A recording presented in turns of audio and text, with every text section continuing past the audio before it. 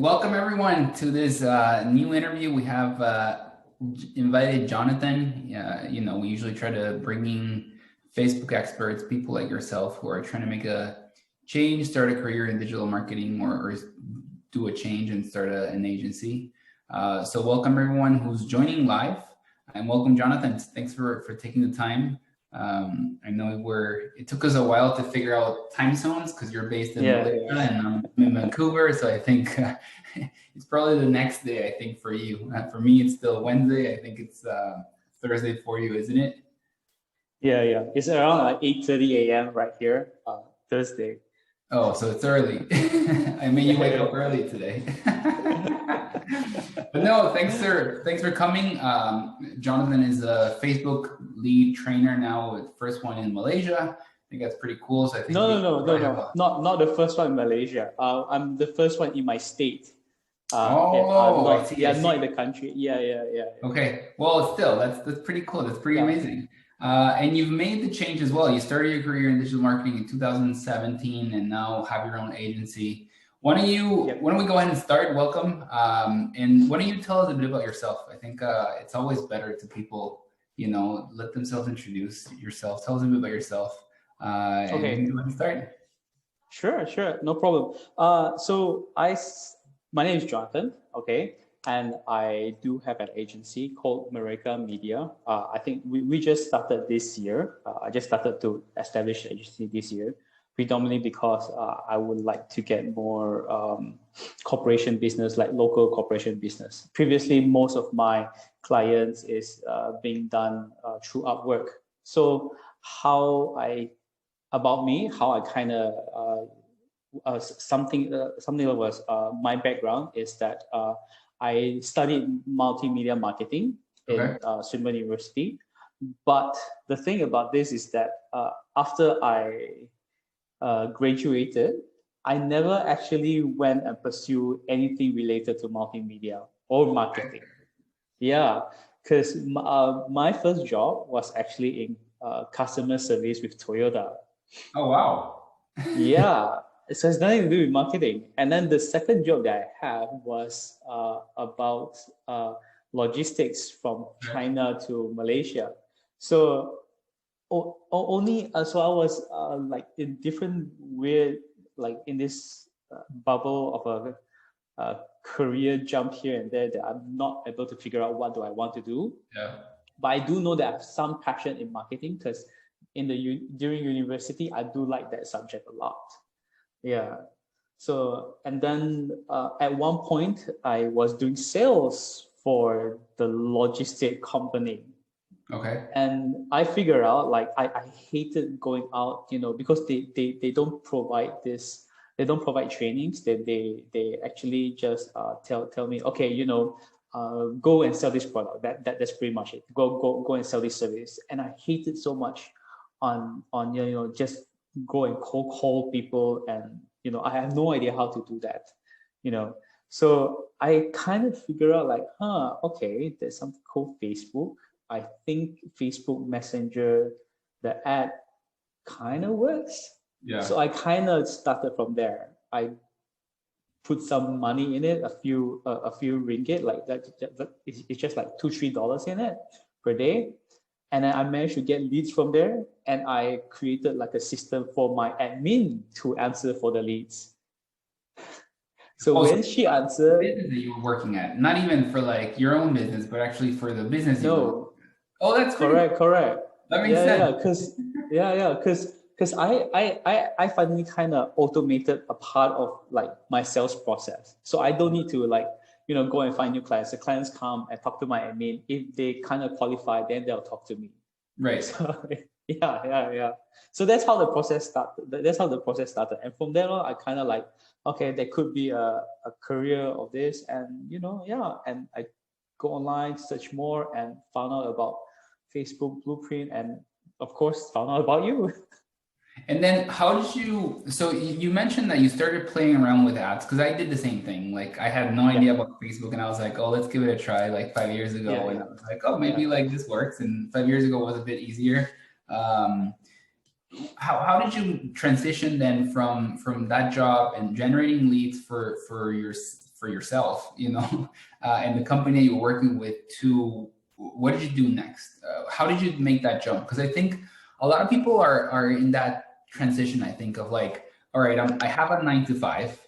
I'm kind of stuck, people are frustrated and we've all been there. How did you decided to make that career jump into digital marketing and say, all right, this is cool, like this works, this is something I could do full time? How did that process work?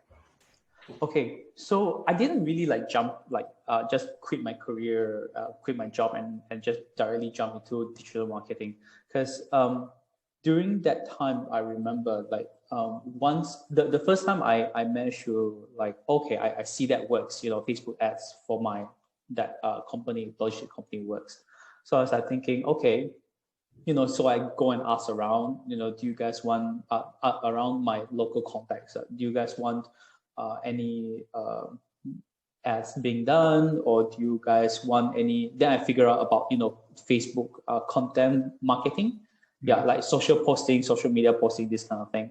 So I kind of asked, like, and then I kind of managed to like get one client local. So we tested that out, and also I went into Upwork, Freelancer, all those sites during that time, and then I did put my my prices quite low because you just want to you don't have much experience, you don't have any work history, so you take whatever job that's coming for you for just to get the exposure, just to get your portfolio to be much better. So that I kind of started out like that. I only put like around like 2-3 hours a day into aside from what I'm working with, and also because I kind of automated my job, so it gives me more time to do my my side business, my side things. It's like a hustle that time. We wouldn't call it a hustle. We call it a hustle right now, but but last time we just call it, I don't know, part-time job or like side gig or something of sort. So like that's how a little side project. So that's how I kind of transitioned. Like I kind of realized that I kind of realized that okay, I can do this. The money is there. It is kind of equivalent to I'm making as much, if not more, from my side gig, more than my current job. So that's where I kind of realized, okay, yes, I can transition to doing this, and and that's actually how everything, and that's how I pivoted to digital marketing, to this industry. And I actually want to get into a bit of details because I think this is a big question I get a lot is how do you land your first client? And you said hustle, and what did hustle mean for you? You mentioned like looking around and asking around, like, did you use Instagram? Did you go through friends and family? Like, if I were to say like, all right, I want to find a new client, because I think what you did is great. Like, people sometimes have issues with like, oh, I don't want to work for free. And it's like, well, you kind of, I'm not saying you should do work for free, but if you can do work for free for a month and if you pre-frame the client and you already tell them it's like a test, where I'm doing this for free for a month, I'm going to charge you. I think people are open for it. And if you can bring results, then it's a great for free to learn as well. Like, where did you find those first clients? Where did you go and ask and how did you convince that first person to say like, all right, I'll pay you? Let's start with like, how did you found your first clients? Like, where'd you go? I think my first client was actually, I think, a local client. So it's through friends. What was it? Okay. The first client was about actually not predominantly ads, but social media posting as well. Okay. So I landed through friends. Like, we have a chat, we talk, and then they looked at what I did with my previous company and what we can do. What I can do. So that time I kind of like mentioned to him like, okay, let's try this. Let's, as you say, I'm not going to charge you that much because um, we aren't really like, you don't know me, I don't know you, you know. Right. So for the first 1-2 months, I'm not going to charge you that much, and then, you know, then I think I only charge them around like, you know, so I'm trying to convert to dollar right now. I think I will charge them around like $50 or $100 per month. That's very, Okay. very little. That's including social posting and advertising. So that's very little that time. And so yeah, I actually started from there. And you know, we continued as much as we can. And during that time, I also went into Upwork. And as you mentioned that, you know, my rates are super low that time compared to everyone there. My rates are around like, you know, $5 per hour. Okay. That kind of thing. Like right now, I'm charging around like $40-50 per hour just to purely to do ads. Yeah, but last time I only charged like $5 per hour. So that's actually how I you know, get the clients. Also, one important thing as well, like when you're studying all these things, like when you're studying, you know, Facebook Blueprint or and the things that you learn, I'm in a lot of Facebook ad groups. So a lot of business owners comes in and, you know, ask questions, especially when they're new. So if you know something, you can answer them, and then, you know, they do contact you, you know, personally. Sometimes they do ask you, you know, hey, you know, do you take on clients? Do you do this? You know, do you want to can you help me on these ads or this kind of thing? So, you know, these are the few things that how I started off to get the clients that I have. And any tips on using Upwork and like building a profile there? I've never used, I've used it to hire people, and I've even used Fiverr. Like I don't know if you've tried Fiverr, but like how do you start building a good, you know, profile, and is it easy to get work there? Okay, for Upwork, it's kind of like to be honest, I'm not too great at building my profile. I kind of like reference some other people. Honestly, I go to like one of the uh, uh, I go to some of these top rated freelancers that okay I go to these some of these Upwork profiles that are like highly rated. They earn like, you know, $50,000 $100,000 worth of projects already. So Yeah. what I do is I look at their profile and I kind of emulate like what they're writing on their profile and what kind of case studies they have, how they put it into a sense, and how they price certain things. So I kind of like learn from, you know, you learn from the best, because you honestly you don't really have much, you know, when you started off. So you kind of learn from the best, like pick up the little things from what they're doing, you know, and then you try to, you know, make it yourself, you know, make the whole profile into, you know, some sort of version of yourself. Yeah. I like that, and I also like the going into Facebook groups and commenting. I think that's a pretty good way to get people's Yeah. attention without being salesy, like without pushing Yeah. you and being too Correct. pushy, but just by going into local, like finding local groups, you know, of business owners and entrepreneurs, and going in there and looking for people who are asking questions about marketing and Facebook and Instagram and WhatsApp. I think that's a really good way to get clients without you being pushy and salesy, and Yeah. you see it in the groups, right, of people like, oh, this is what I do and results, and you don't know if it's true, and just it's some people like it. I don't know. Yeah. I mean, I don't do that. Like, but you know, at first you kind of look at the results. You know, I'll say, oh, cool. You know, you learn a few things from there. You know, you get like, oh, okay, strategies, like, you know, what kind of Facebook rules that they're using for e-commerce and everything.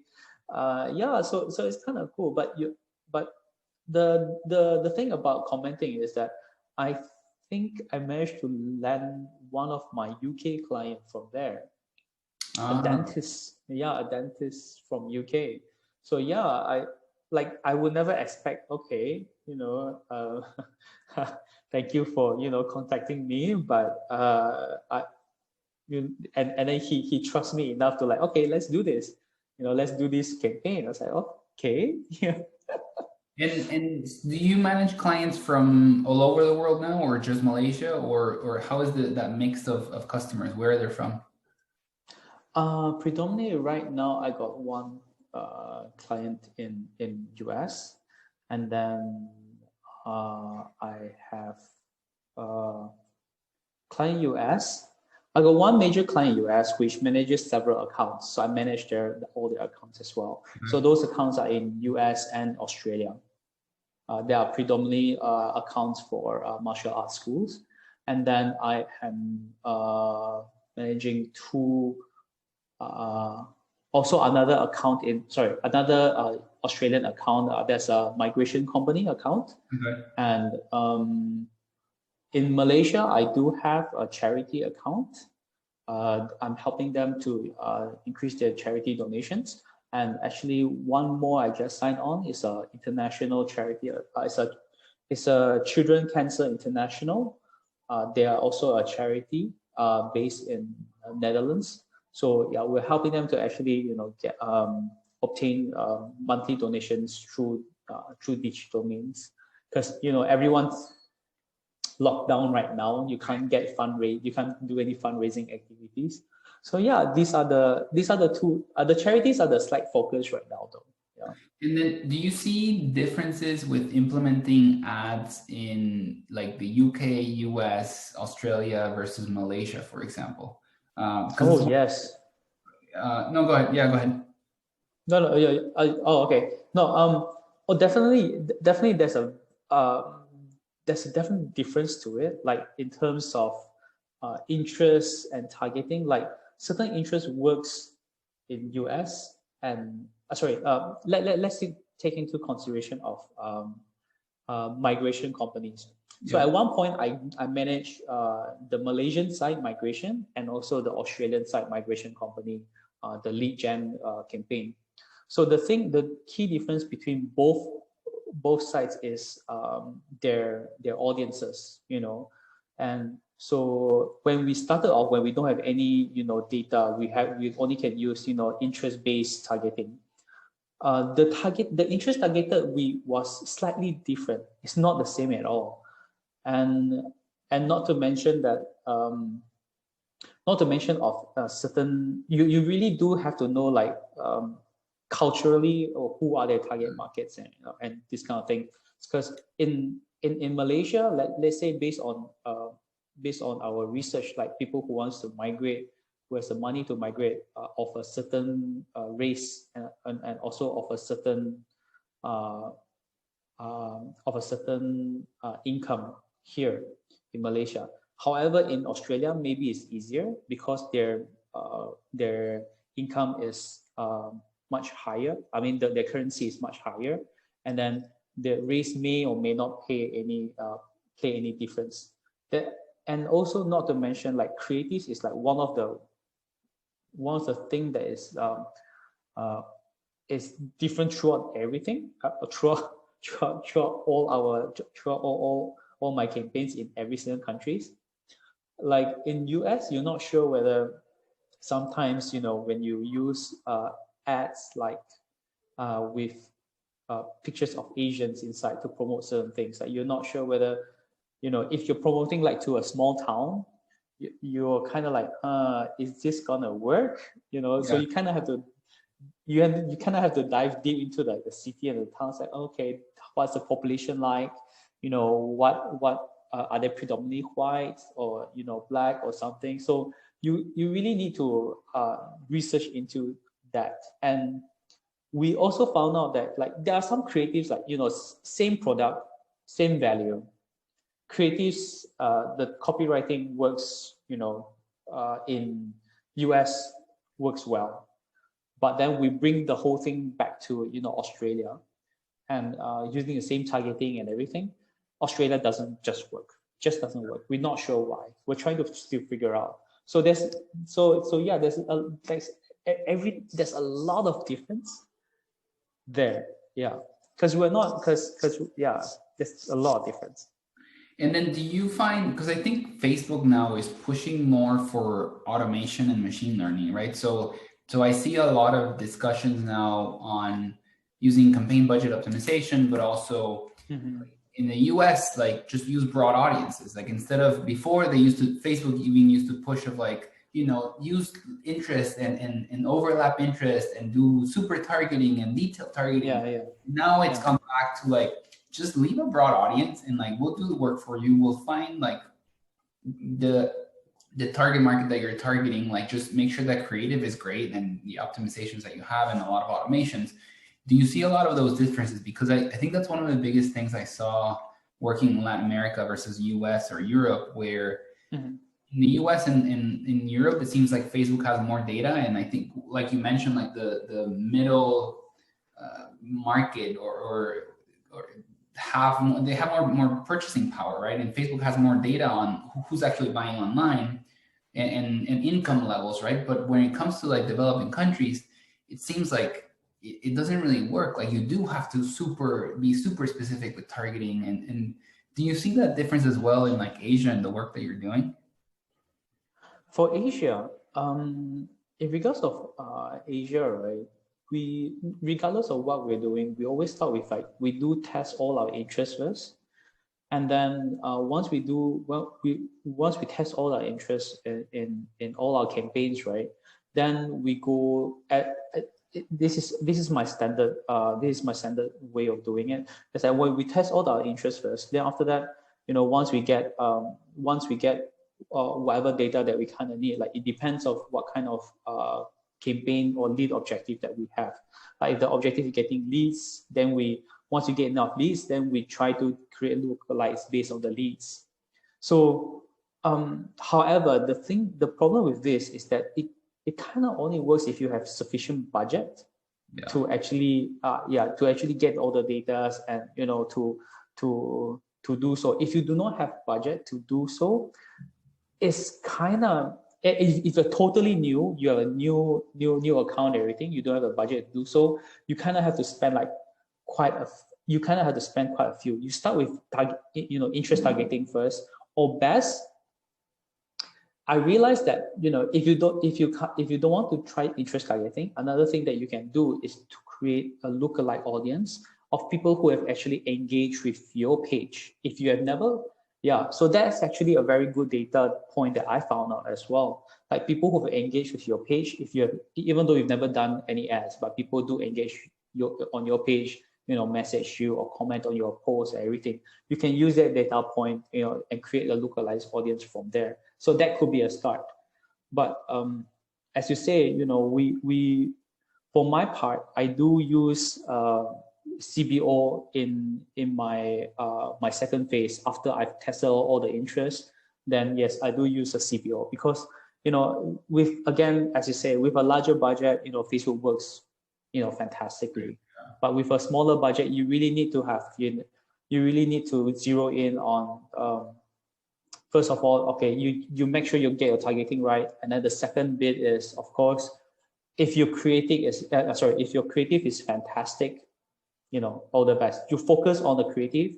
If you don't have enough budget to actually blast it out to everyone, because with the right creatives, even though you blast it to a smaller number of people, there are more people going to be more engaging and converted. So of course, as we mentioned to everyone, if you're doing conversion ads or leads, you really need to make sure that you have the right offer. So how you make sure to do that is that you just have to test it out. Like we have advised clients, okay, maybe a free trial is better rather than 50% off this current product for the top funnel kind of offer. So we do let them know, based on our experience in this niche, in this industry, this works better. But if they don't want to listen to us, so that's the thing.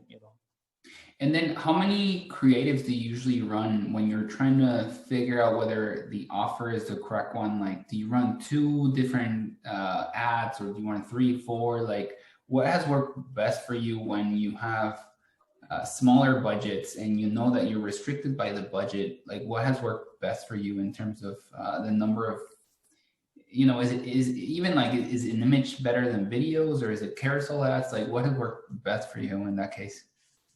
In regards of my conversion ads, right? Because I mostly do conversion campaigns. So videos works well, and also I only have like two, maximum three. When I started, they always have three kind of variations of the creatives. So one of them always has to be like a video. I see. Awesome. And then how do you deal with leads not qualifying? I think I always had that issue of, it's easy to get leads, but then the customer comes back and it's like, well, it's great that you got me all these leads at like $1, but they don't qualify. Like, what do you do then? Like, how do you deal with that? And what strategies do you do to take that? Because I think that's something that for people who are in lead generation or who are starting to provide services to lead generation, everyone can like it's something that we all see, I think. Yeah. Right. Okay. So in terms of lead generation, right? So you kind of have to qualify them through the whole funnel.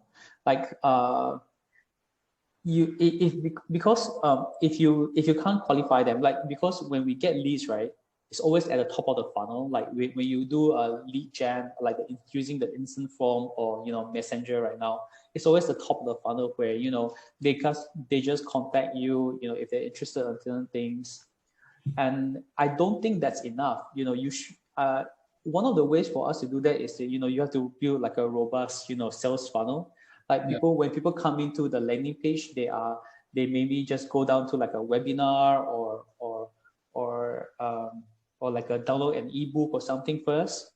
Then you funnel them down, like after they download the ebook, if they're interested, then you send them an email regarding your product or service. That's one type of to qualify them, which is you want them to take one action to qualify them first, as in to join the webinar, to download an ebook, or to fill in certain details in the landing page, not the instant lead form that you have. Because we've realized that the instant lead form that we have, like, well, it's very good, it's very easy to get leads, but it may not necessarily be the best qualifying leads.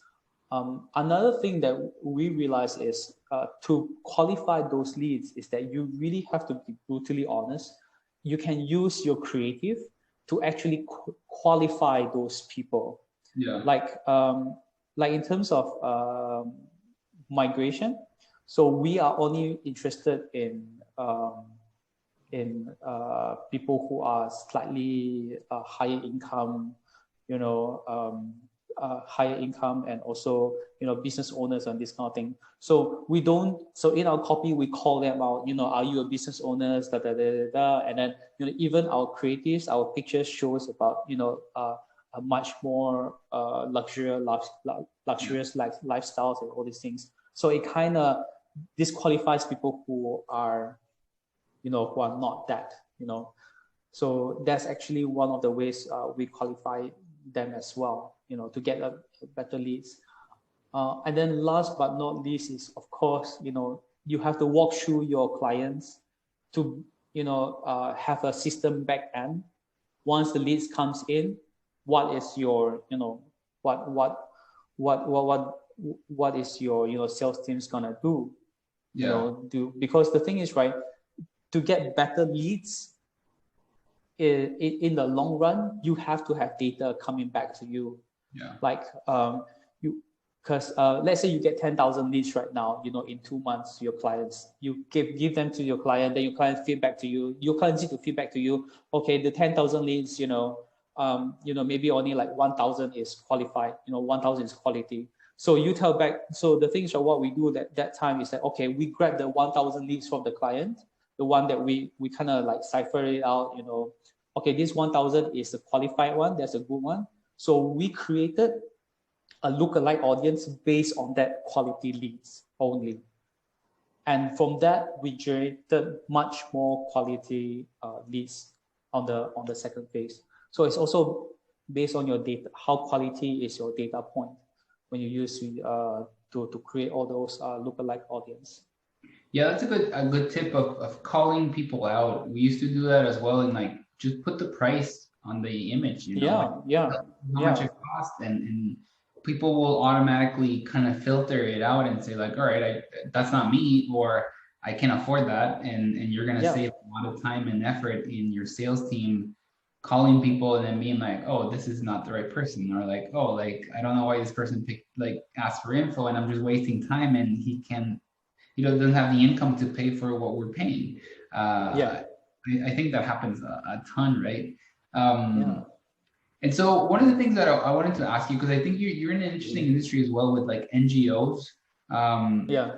What are some of the challenges working with NGOs? And because I think there you're building more awareness, and I think you have a totally different challenge than working with like an e-commerce site, whether like e-commerce site is like very clear of like, you know, your website needs to be top notch, like it's creative, it's like segmentation, it's conversion ads, it's like return on ad spend. I think that's like super clear, you know, but when it comes to like NGOs, what are you doing and how are you working with them? Because in the end, you're building donations or conversions, I would imagine. What challenges do you see there? I think that's a cool industry to be in and challenging. Yeah, definitely. I took this NGO out because they were like friends of mine, and then they were talking to me about it. So then they were asking, you know, is this can be done and everything? So I said, yeah, you know, it could be done. You know, let's try it out. So challenges. Oh gosh, there's a lot. Okay. So yeah, first of all, of course, you have to build the awareness. You do kind of have to build the awareness, the story of the, you know, what the NGO is doing. For in my case, one of my first charity is the Sarawak Children Cancer Society. So it's actually a charity that helps children and families that are affected with cancer in the state of Sarawak. So Malaysia has several states. Okay, so Sarawak is like one of the biggest states that we're in right now. So this charity is actually quite well known in Sarawak. So majority, like 90 plus or 99% of the charity that the donation they have from all the previous years is actually from Sarawak. So from the campaign that we've done, we managed to get like half of the donations from the rest of Malaysia. So what we've done is, so one of the things is like, of course, like you say, we have to build the awareness, you know, going through the awareness, the interest, the consideration, and the action, you know, the steps that we have to build all our potential donors to go through. So that's actually what we've done. And first, of course, the things that I kind of use, the plans that I kind of implemented is similar to an e-commerce plan. First of all, you know, you have to have a converting website. So I don't only have a normal website about the NGO. I also have a landing page that's specific to the campaign. So and then the campaign, of course, you know, the easiest way to let people know about what the NGO is doing is through a very quick, you know, detailed write-up about the NGOs in the landing page, you know, and then also testimonial stories about how they help the kids and all these things, and of course the donation campaign at the end. Now the few challenges that we've met is advertising side-wise, is that for Malaysia we are multilingual, so it doesn't work if it's just one language. And also Malaysia has multiracial, so it doesn't work if it's only one race. So we have to, you know, we have to be, you know, tactful about it. Use like different creatives, like different races, all these things. So that was the challenges. And then another challenge is that we get flagged a lot in the beginning, honestly, because we are soliciting donations. And we do get sometimes like we get triggers like we're a scam or all these kind of things that time. So we'll always be aware of this thing may happen. So I we already have like a backup ad account and also a backup business manager account just in case they shut us down on certain things. Yeah, so these are the challenges. And then I think the last challenges that we had was on the more technical side, which is the payment gateway. So we're kind of like, like what kind of payment gateway is good for us, you know, the costings and everything.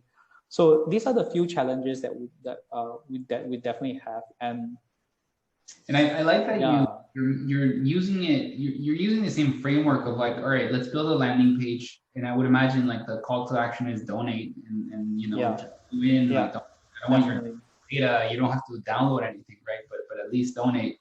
One of the things I wanted to ask you is, how did the blueprint exams help you with everything that you're doing? And how did you get involved with, like, everybody's been asking me this too, and how did you become a lead trainer? I think that's a question I see probably. And I think it's something that people, and I'm like, I don't know, I'm not a lead trainer. Like, I know a bunch of people, and I think it depends by country, but like, one, how did you become a lead trainer, and how is all the blueprint materials helping you with like everything that you're doing?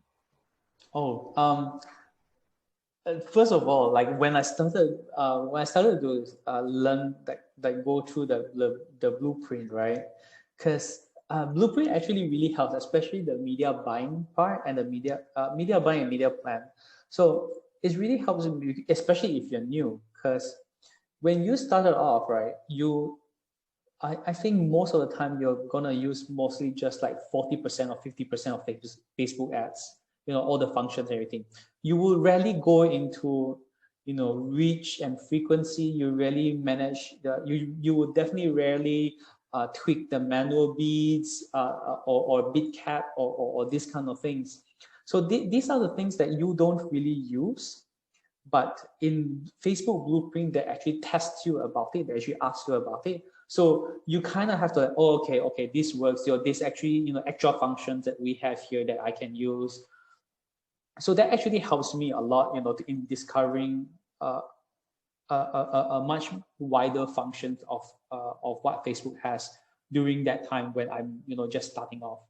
You know, so because of Facebook Blueprint, then I can offer people, okay, you can do brand awareness first, you know, then, you know, from the brand awareness part, you know, you can do an engagement campaign or a conversion campaign, and you can exclude certain audiences and all these kind of things.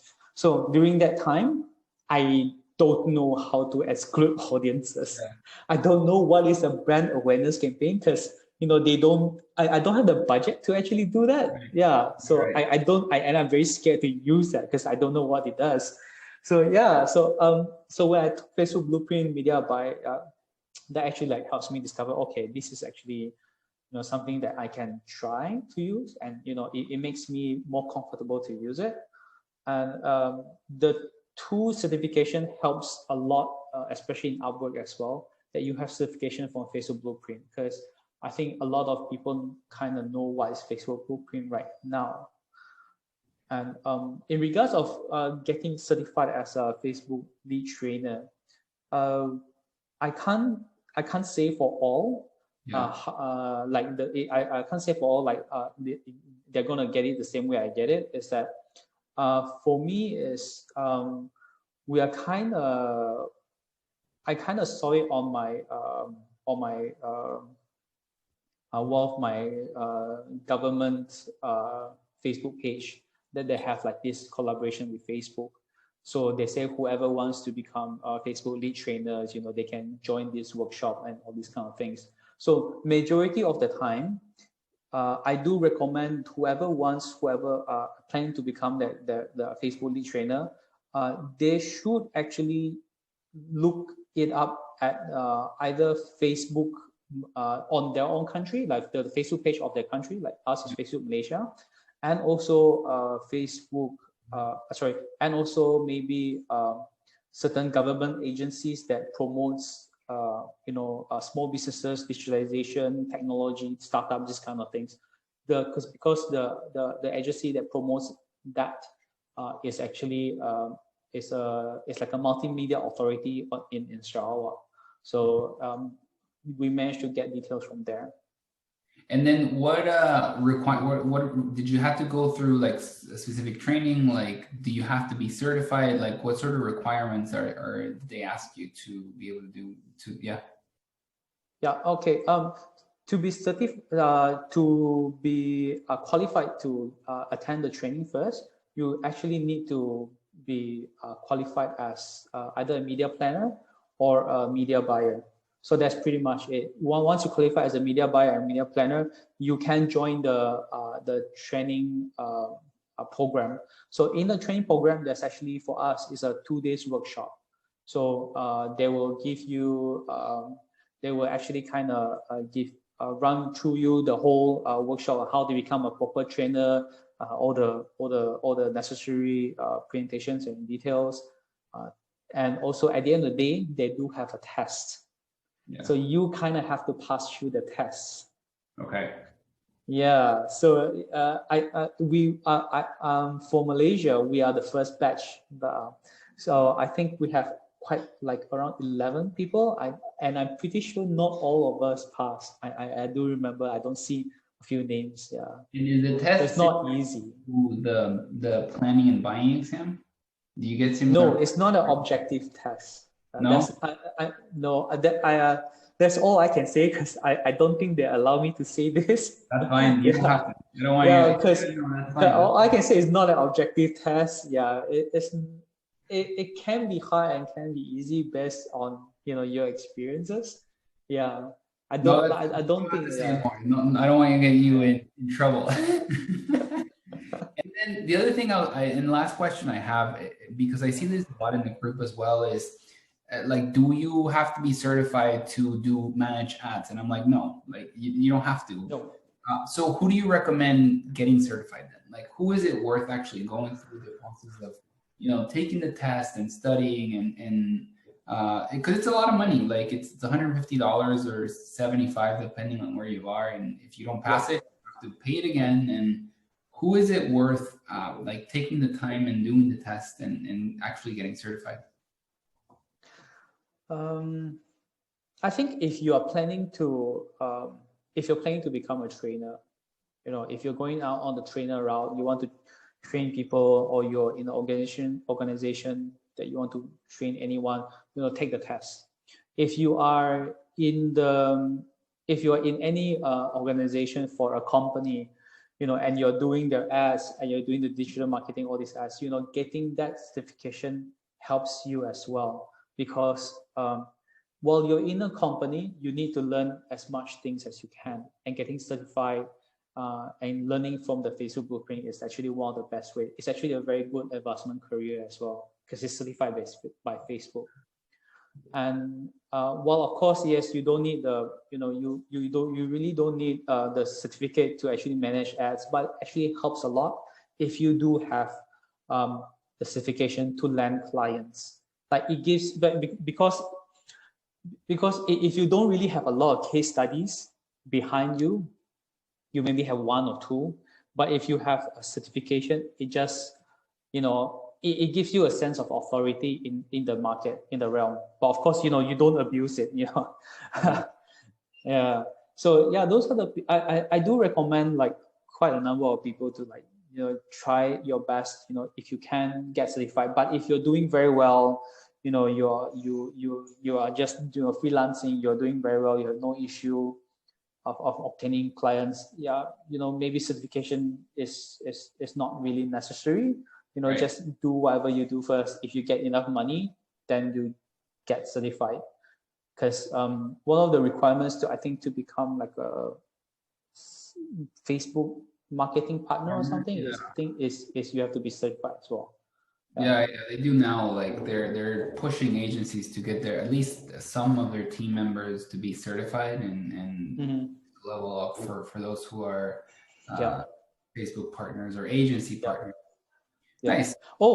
Yeah. Another thing that I like to let you guys know that I'm not sure if it's the same for everyone. In our program, we had a pre-workshop that we attended, and for everyone that attended the pre-workshop, they do get a special coupon or code for a one-time test of media plan or media buy. Okay. So I'm not sure whether it's by Facebook or by our government, but but I think that could be the case as well for some other program that's being run in other countries. And that way you don't have to pay for at least for the exam. If you, I would imagine if you don't pass it, then I don't know. So pass it. You have to pass it. But at least the first one you can do it for free, and I think that's definitely help. And the last question I have is what tips on preparing for the exams and just becoming a better digital marketer for running Facebook ads? Like, what are musts that people should do, or things that work for you, I guess? Well, things to prepare for the Facebook blueprint is, well, of course, if you can get, Diego's, questionnaires, if you can go through Diego's questionnaire, that actually helps a lot. You kind of get the explanation that you have, and how I actually prepare as well is that I kind of go through the advertising game, the Facebook ads, the whole the functions and everything while I'm studying. I kind of just